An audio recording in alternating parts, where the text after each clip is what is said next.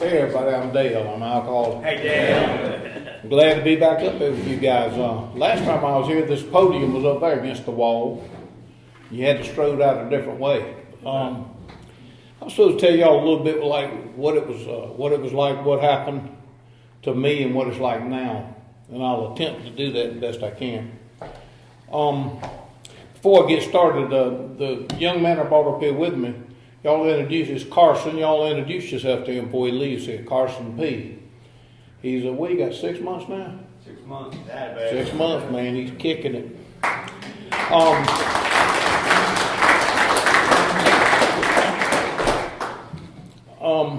I came in this program in March 18th of 1991, and that's not no record, but it is for me. I just picked up 26 years on Saturday, which was the 18th, I think it was, last Saturday. And so my daddy was in the program, and he had like 22 years when he passed away. He got sober, and just like I said, landed up.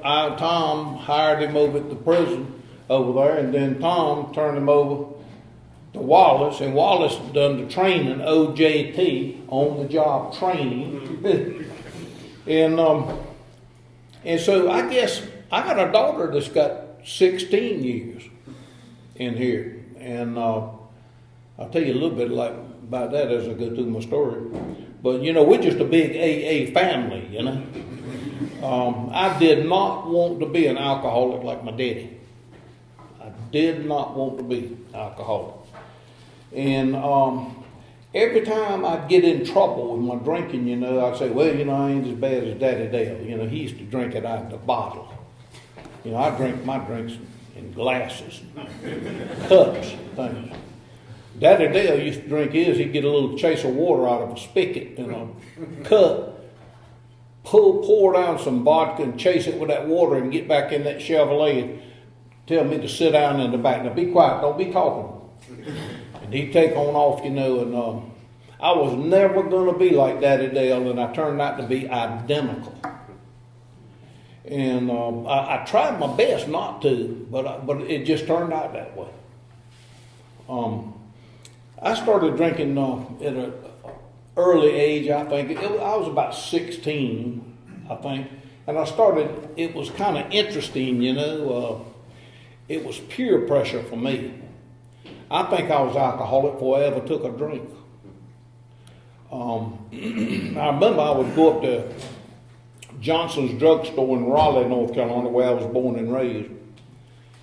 And I'd go up there before junior high school, and there'd be a bunch of kids inside up there talking and yakking and carrying on, and there'd be the other kids, the other ones, that were hanging around in the back.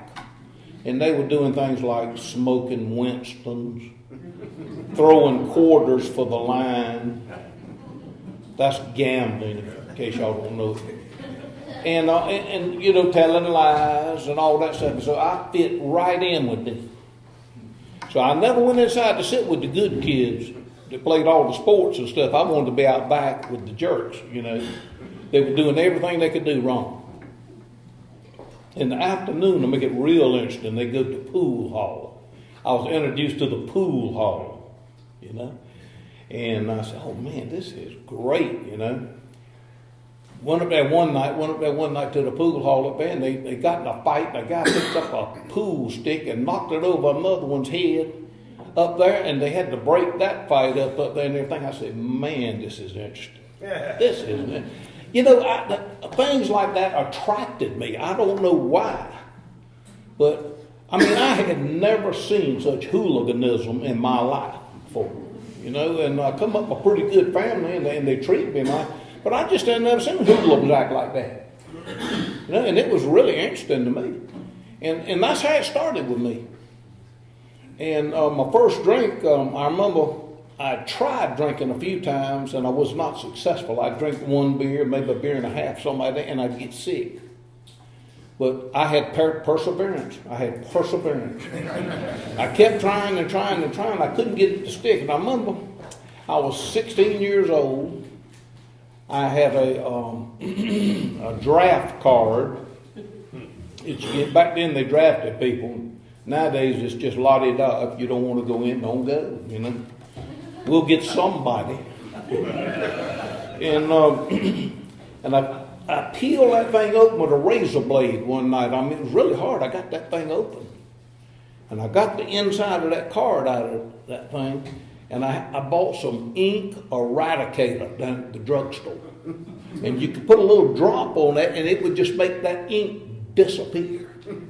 You know, didn't mess up the card or anything, you know.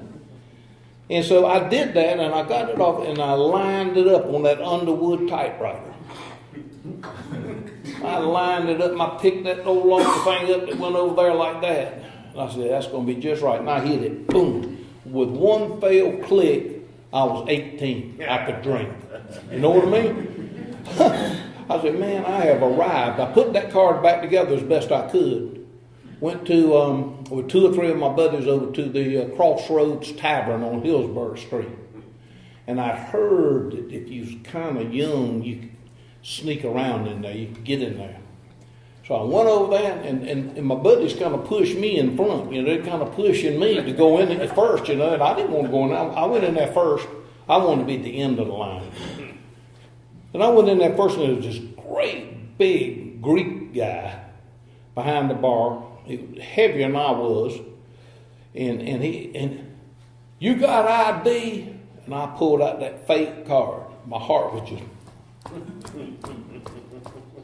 in my chest. Because I'd read on the back of that card, tampering with that thing, you could go to jail for 5 years. When I was trying to get the glue to stick.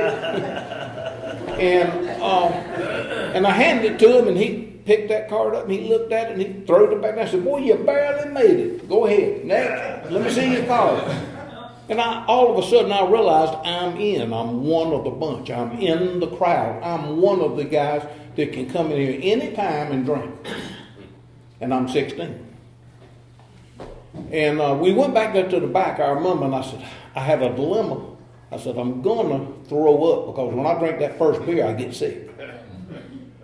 And so we ordered some German Bock beer. I drank about a half a glass, and I sat there and let it settle. You know, I was going to be smarter this time. Wasn't going to just chug-lug it. And I just waited. Nothing happened, you know. Then I pulled that other half of that glass down, you know, and reached over and got the pitcher. It was in a pitcher. Just poured me about a half a glass and sat down there. I sat and I waited. And I waited. And then all of a sudden my ears started getting hot. God, man, ears are hot as the dickens, you know.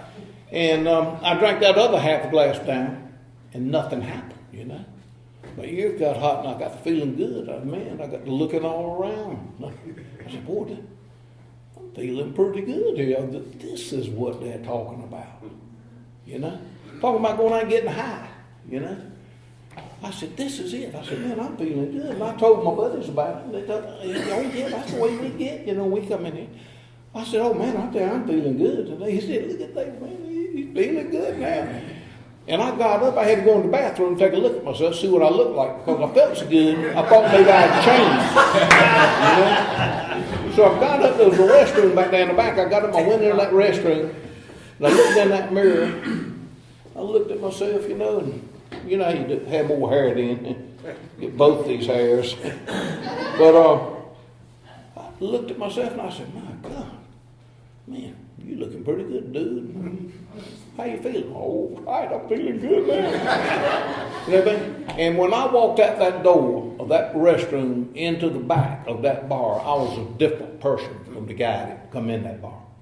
I was not the same guy. I mean, it changed my personality.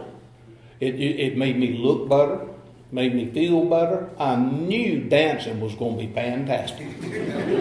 and you know, I mean, it just gave me all the confidence from the fears that I had in my life about different things, you know. And you know, I noticed that the women were looking at me. Most of them, they were staring at me. I said, boy, don't worry, girls, I'm going to be here for a while. And went back and sat down. Went back and sat down, and that's the best it ever got that night. You know, I went directly to drunk. Don't know when I left the place. I was woke up at 2 o'clock in the morning. I was asleep. So I told that guy to shake my feet. And he was walking his dog out late. It was about 11 or 12 o'clock at night. And I felt somebody shaking my feet. And I woke up, or come to. And I looked down, he was shaking my feet, and he says, "Son, are you all right?" It was a man and his wife out walking the dog. You know, they were acting like human beings. And I said, "I'm fine." I said, "Well, what are you doing laying here?" The guy asked me, out of curiosity. I said, "Well, I didn't know how I got there." You know, I said, "Well, I was tired. Just wanted to lay down and take a nap." He said, "Yeah." I said, "That's what you need to do. When you get tired, lay down." And he got his dog and walked on off. And I went up to a friend of mine's house and knocked on the door and spent the night. Called up my parents the next day and told them where I was at. You know, got in all kinds of trouble about that. So that was the first drink I ever had. First drunk I ever had. I sipped and tasted and stuff. But that was to continue on. At 17 years old, I was smarter than anybody at school, so I quit school. Graduated the 10th grade, quit school. I like to call it, I went to the college of no knowledge. Coast Guard. And I went into the Coast Guard because I had been walking by the post office. Back then they had posters and stuff. And it showed that coastie, man. He had that hat turned sideways like that. He was holding onto that big wheel, and the water was shooting all out like that. And he was on this 40-foot cruise, and I said, "That's me, man. That's me. I'm going to be on one of them 40-footers. You know, never saw one the whole time I was in. But anyway, I joined up. I was 17 years old, and my daddy had to sign for me, and I remember him carrying me down to the bus station to go to Norfolk, Portsmouth. And he carried me down there, and I was just, he cried. I never seen my daddy act like that before. You know, and he was as alcoholic as there was, you know. He was still drinking when I went in the Coast Guard. I think he got sober in 66 or 67. And I went in 60 and got out in 64. When I was 21 years old, I had 4 years in the Coast Guard. I've been in several jails. Henrico County Jail up in Richmond, Yorktown Jail. I mean, I just stayed in them jails because I'd get drunk and things happened to me, you know. People would pick on me and stuff like that, you know. And I just had it happening all the time. And so when I came out, I had an honorable discharge, but I also had a lot of bad baggage behind me.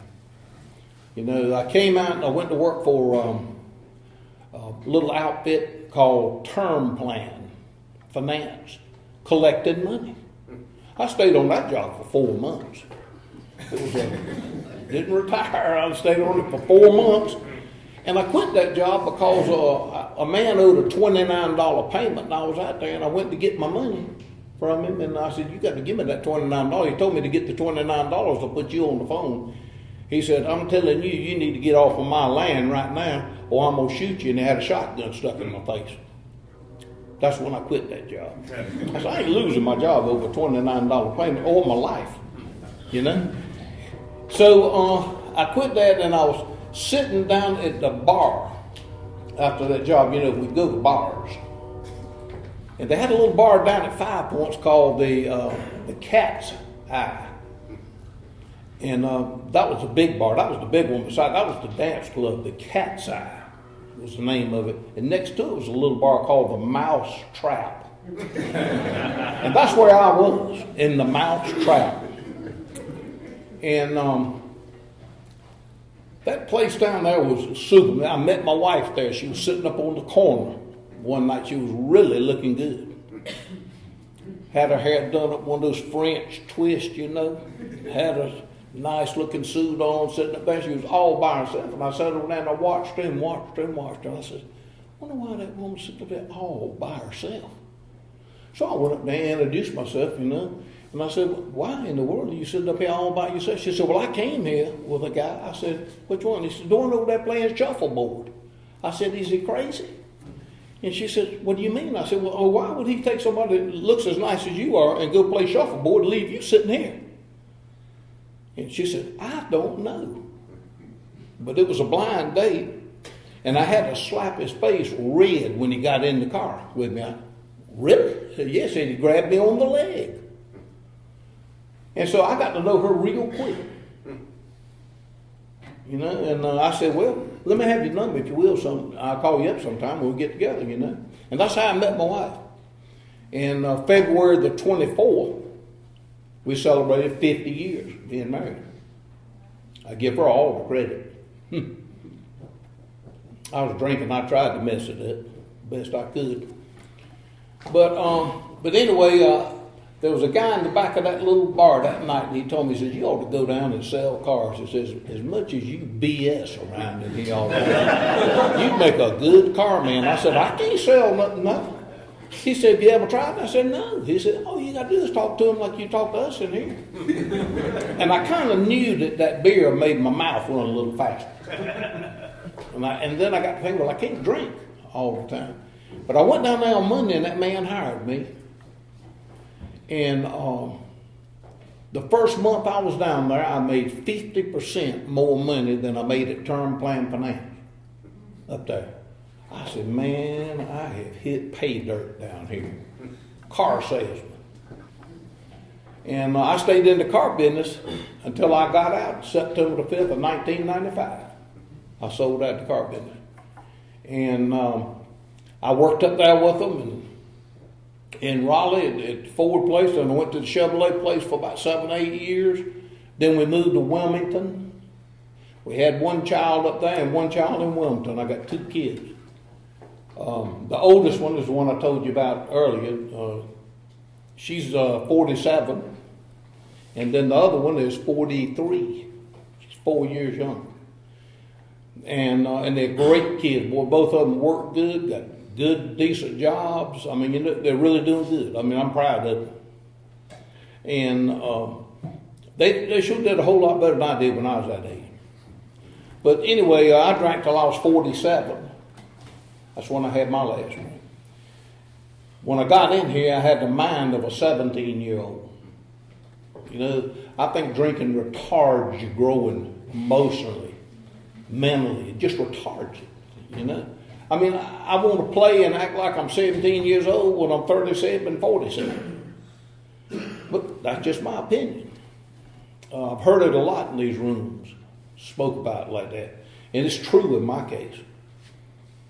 When I moved down here to Wilmington, I was really interested in boats and stuff. And so I took a job at the Chevrolet place down there, and I bought 1 or 2 boats, and a 17-foot boat, then I bought a 20-foot boat, then I bought a 22-foot boat, then I bought a 25-foot boat. You know how you are with them boats, they keep getting bigger till you go broke, then you get out of the boat business.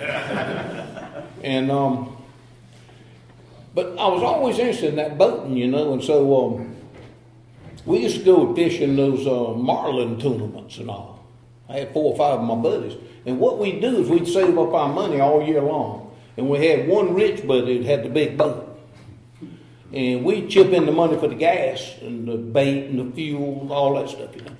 And then we'd jump on the boat, split it all up. And then if we won the tournament, we'd split up the spoils, you know. If we won. Never won one. Had fun, though. Drunk a lot. I tell you, I got into trouble with my drinking. And what happened to me was this. What was I doing that day? Playing golf down at the Cape Golf Course.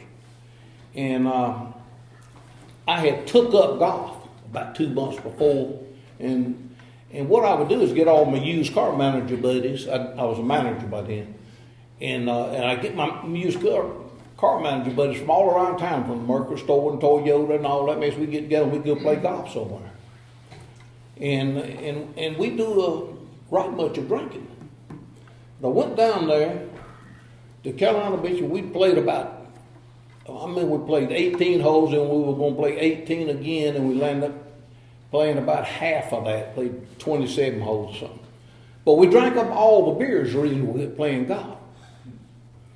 And I was drinking sociable then, maybe a beer a hole, something, social drinking. And when we got ready to go and quit playing, I was pretty buzzed up and everything, so I wanted to go let everybody else enjoy me, You get like that, so I was going to go down to Carolina Beach instead of going back home. I'd go down to Carolina Beach to the bar down there, and it was just kind of fun. And I see some of my old fishing buddies and stuff like that. If that's for me, I ain't here. God calling. But I tell you, what happened to me was I went down there and I walked in that bar. My ego was like this. And I told him, I said, well, when Dale gets here, your money ain't no good. I'm setting up the whole bar. And that's what I did. But you don't ever do that unless you got like 7, 8 people in there. I mean, you don't do it in a full house. Don't do it. And I was trying to be a big shot going in there setting up everybody. And the same thing happened to me there that happened to me at the crossroads. I crossed over, went into a blackout, didn't remember anything. Had to pay the bar tab. And then I left driving home myself. I did not know that a man and his wife had offered to carry me home. And I turned them down gracefully. Oh, no, I'm fine. I'm okay. Y'all ever done that? People usually relate to that. I say, I'm okay. I got it. Everything's fine. Well, I made it up to Oleander Drive, and I was coming down Oleander Drive toward the beach where I lived down there, and I didn't even see this van that was in front of me. And I piled into the back of that van, and I totally lost my car. I was driving a Lincoln Town Car at the time. Turned the van over in the middle of the road. There was a man and his wife and 2 kids in there that were turning into the Dairy Queen across the street from Flip's Barbecue. And here I come, my drunk self, in a blackout, driving, never hit the brakes. Just didn't see them, Or else I thought the car was on automatic or something. I don't know what it was. But I was drunk. And I woke up in the trauma unit over at New Hanover Memorial Hospital. And when I woke up, I looked up and it was about 2:30 in the morning. And I went to move, and there was stuff sticking all out of my nose, tubes coming out of my nose and out of my arms and in the top of my hands, with those butterfly things on them and all that stuff. I thought, what in the hell has happened here? Who ran into me? And it's always somebody else's fault. And so I heard one of the nurses say, he's awake in there. He's awake in there. They should have said he came to. They said, he's awake in there, and my wife come running in there, the one that stayed beside me all the time, no matter how I did, how I acted. And I can't give her enough kudos. Good gracious. She came in and I said, what in the world happened? I was trying, how you come out of a blackout and you want to know what happened? You know what I mean? I could guess I was in the hospital with the tubes and needles and hoses and stuff. They had me wired up there where I didn't have to get up and go to the bathroom or anything. I could just lay right there. And I said, my gosh, catheters, all this stuff, and everything. And I would move my legs. I remember I would move my legs, then I'd move my arms, and I'd do like my chest was about to kill me. I'd move, and I said, well, my parts are moving.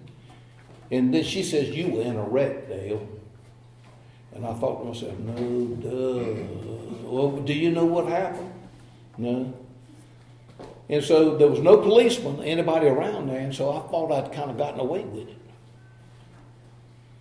And I didn't, I got out of there, and I finally had to go to court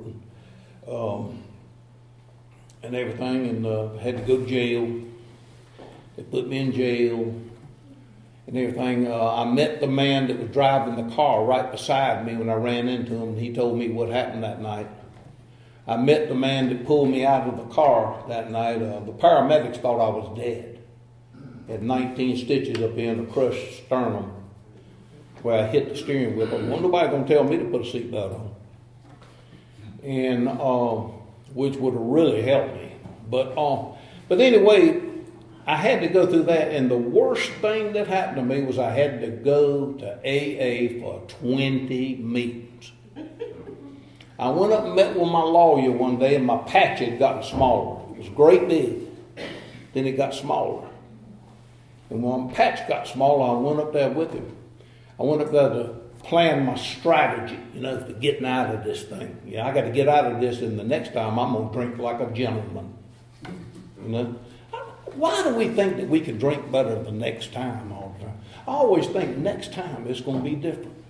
It's going to be different when it's going to be worse. So I went up there and he told me, he said, you got to go to them 20 meetings. So I got in my car one day and I called up the lady that gave me that $500 assessment. And I said, oh, where's a meeting I go to? So why don't you go to the kitchen meeting down there at Wrightsville Beach? Says, that's where you're from. And I remembered my daddy going to the kitchen meeting all the time when he was down there at the beach. And I thought to myself, just like Daddy Dale. Here you go. So I got in the car and I drove down that road like to beat the front end out from under my car. I mean, AAs can get meetings in some of the daggonest places you've ever seen. This one was in the woods in a house that they had barbecues for the fire department and the police department had. On the other side of the room was the lockers where you store your liquor. And then they closed the door and had an AA meeting in the other side of the building. And then sometimes you hear rattling on the door. They went down like this, listening what's going on in the AA meeting. Probably half of them needed to be in there. But anyway, that's where I went to my first meeting. I remember pulling up to that building, my first meeting, and that was an old drinking buddy of mine standing up with his foot against the building. And it was old Sandy S. I said, Sandy, where in the world have you been? And he didn't say anything friendly at all to me. He said, well, took a drag off that cigarette, said, we've been wondering how long it'd take before you got here. Well, everybody else knew I was a drunk, but I was not wanting to be a drunk. So that's the situation I was in. And I went in there that first meeting. I remember a cockroach come running across the floor, and the guy sitting next to me, he stomped that cockroach, and I said, what the hell am I doing here? What am I doing here? How did I land up in here, a high-class guy like me? And I remember I kept coming to those 20 meetings, and that's when the miracle happened for me. The miracle for me was that I came back to that 21st meeting. God spoke to me through you people. I'm giving y'all the credit now. He spoke to me and I said, they're not a bad bunch. And not the first one of y'all called me a drunk. Y'all talked about yourselves. Oh, I had a situation just like that happen, Dale. This is what I did.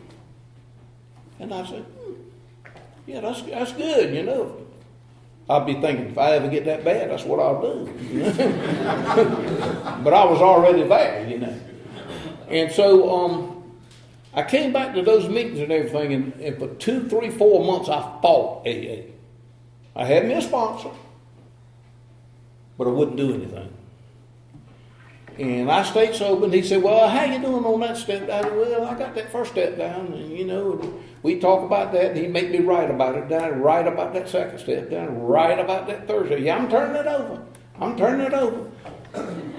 And then we got to that fourth step, and he couldn't get me to do nothing then.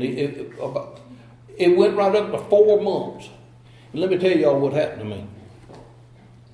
I got so daggone, I was restless, irritable, discontent, no recovery at all. Hadn't done any steps, hadn't done anything to help myself. And what I was stark, raving sober. That's what I was. I won't drink it, but I needed one. I really needed one to smooth things over. And he came over, sat down, and talked to me peaceful one night. He said, you know what, Dale? Said, I know you're fighting this thing and you don't want to do it. He said, you don't have to tell me that. So I know it. And I'm thinking, has this guy been reading my mail or something? He said, if you don't move on, he said, you will get drunk again. And I knew in my heart of hearts, not my thinking, right here, I knew that he was telling me the truth. And that's when my program started. And I remember right at 4 months, they were having a marlin tournament. And you remember I kind of fancied myself as a fisherman with them boats and all that. And this buddy of mine, he lived in Richmond, bought a brand new 50-foot Viking sport fisherman with them big, tall aluminum towers on it. I mean, it looked like the front page boat on Boating Magazine. I mean, it was beautiful. It had these great big motors in it, and it run about 35 knots. It was just, he says, man, we're going to fish this year. We're going to have a ball. I called up that man from my bedroom one night, and I told him, I said, you know what? He said, what's that? He said, I said, I can't go fishing with you this year. I said, I'm sorry, if I put you in any kind of a bind, I'll pay part of your fuel, but I can't go fishing this year. He said, why not? I said, because I've stopped drinking. He said, well, that don't make no difference. You ain't got to drink nothing. I said, I ain't going 60 miles offshore with 6 drunks, me being the 6th one. And all 5 of y'all drunk and me drinking Kool-Aid. I ain't going to happen with it. You know, the peer pressure would be too much. I mean, I just have to do it. And then I could start back again next week. Any of y'all ever thought that? Oh, yeah. Or maybe I'll get drunk out there and never tell nobody. They won't know. I'd know. So I told them I wasn't going to go, and I hung that phone up. That was the hardest thing I ever did. Now, it gets harder. At the end of that tournament, it was on Friday afternoon, and it was all over the radio waves. All over the radio waves that the Locomotion, that was the name of the boat, had won the Big Rock tournament and was in with the fish. Coming in with the fish. So I said, God, see that? I knew I should have gone. I knew I should have gone, never won anything. And my cup was going to be about $30,000, you know. Never won nothing in my life. Won a 6-pack of RCs one time when I was a kid. But they were coming in. Well, their wives got together. All the guys that were fishing, wives got said, hey, let's load up on my van. We'll go up there and surprise them. When they come in with the winning fish, it'll be a great party. So all them wives got together. Took off for Morehead City. By the time that boat got in, they were backed up. They had cocktails, and they were waiting for him to back in. He backed in, and when they did, there was 2 or 3 gals on that boat with bikinis on when they backed in. I got to thinking, Jesus, I thought all them guys was married. Well, they found some gals that night that just kind of wanted to go fishing. You know, at some bar downtown. And they carried them with them, you know. And see, that's what they get for doing that stuff, you know, they won. But out of that deal came 1 divorce, 1 bad scolding for about 6 or 8 months, and a partial separation. And I think that was the worst of it. And one of them, I think, lied his way out of it. But you know what? If I'd have been sober, I got to thinking after that stuff happened. I said, you know, if I would have been on that boat, I'd have been right in the middle of all that business. Anything that anybody comes up with when I'm drinking, I go along with it. You know, oh yeah, that's a good idea. Yeah, boy, I'm glad you thought of that. I'd have never thought of it. But I'd have been right in the middle of it, you see. So I look back on it now, after 26 years. I have to look back on it with 5 or 6 years. I wouldn't trade $30,000 for my sobriety for nobody. There's no doubt in my mind I made the right decision that night. Me and that bunch are still really, we're still friendly, the ones that are still alive. 2 or 3 of them are dead now. One of them drank himself to death. Well, after that happened, you know, I started getting a little time, started doing my steps. 6 or 7 months, I had my steps finished, and I took me a sponsee. I got all excited. Will you sponsor me? I said, well, I'll talk to my sponsor. And so I run over there to call him. I said, hey, a guy wants me to sponsor him. And he said, ain't that something? How much time you got? And I said, 7 months. He said, you got a sponsor? He had 7 months. Now, ain't that something? I said, you're doing something right. He saw something he liked about you. I said, really? He said, yeah. I said, well, I'll be damned. Well, I told him about Bill and Bob and the boys and got him up yonder and sat him in the house, started reading him through the book. One of them went to sleep on me up there. And I got this, and he got drunk. I said, my God, I called my sponsor up and said, hell, he got drunk. He went out last night and got drunk. I've been showing him everything I knew. And he said, get you another one. So I got me another one. And same thing happened to him. He went and got drunk after about a month. And then it happened a third time. 3 strikes and you're out. A third time it happened, the guy went out and got drunk. I called up the sponsor and said, listen, I got some serious stuff I need to talk to you about. So what is it? I said, well, I'm going to start being, maybe the treasurer of the GSR or something like that, and I'll set up for the meetings and get the coffee and the cooking and that kind of stuff. I got to quit sponsoring because I am killing off newcomers. and he said, Dale, he said, are you drinking? I said, no, I'm not. He said, you're batting 1,000%. He said, you ain't drinking, are you? He said, when you're thinking about them guys, you ain't thinking about this guy. And it made sense to me. I said, I believe you're right. I believe you're right. And my next sponsor I got, he got sober. He's my sponsor now. The first one that got sober. He's my sponsor. I've had 2 sponsors, both of them deceased. And he's my sponsor now. And what we did was something I've seen done in AA over the 26 years I've been in this several times. And that's people that knew each other as good as like Wallace and Tom and these other people. They knew each other. Some of them had less time, some had more time. And they knew each other all these years in AA. And they couldn't find a better person to bounce something off of. This guy, the first one, I always say he saved me because he got sober. He made me feel like I was worthwhile in AA and I could do something AA related successfully. And he kind of saved me. But he's the type of guy that if I had to go to jail for 5 years and I had $10,000, I could give it to him and say, look, you take that and hide it somewhere. I'll be out of jail in 5 years. And when I got out of jail, it'd be there. So he's that type of guy. And he had the hardest time getting sober anybody you've ever seen. And, man, I can't tell you the times we had. But since then,